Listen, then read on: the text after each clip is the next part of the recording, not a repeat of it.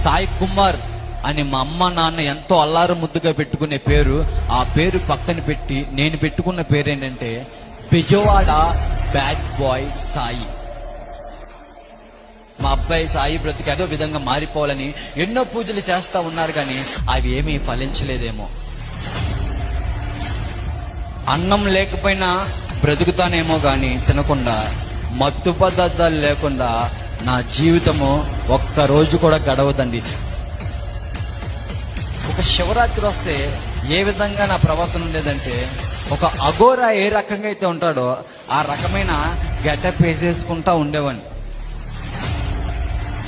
ఒక యవ్వన స్త్రీ రోడ్డు మీద నడుచుకుంటూ వెళ్తుంటే ఇదే చేతులతో వాళ్ళ బాడీ పార్ట్స్ మీద కొడుతూ వాళ్ళు బాధపడుతుంటుంటే చూసి కామెంట్ చేసే బ్రతుకులమా ఇదే శరీరంతో నపంసకులతో కూడా పాపం చేసిన వ్యక్తిని, అటువంటి బ్రతుకు, అటువంటి పాపిష్టి బ్రతుకు నాది.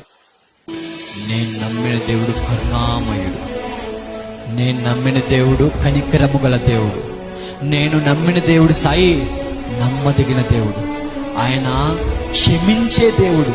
నా రహస్య పాపాలు తెలిసిన వాళ్ళు వచ్చి వీడు ఇలాంటోడా అని అంటారండి, కానీ నా రహస్య పాపాలు ఎరిగిన సర్వశక్తి గొప్ప దేవుడు తృణీకరించలేదు, చీ అనలేదు, కానీ హత్తుకొని నా బ్రతుకుని బాగు చేస్తా.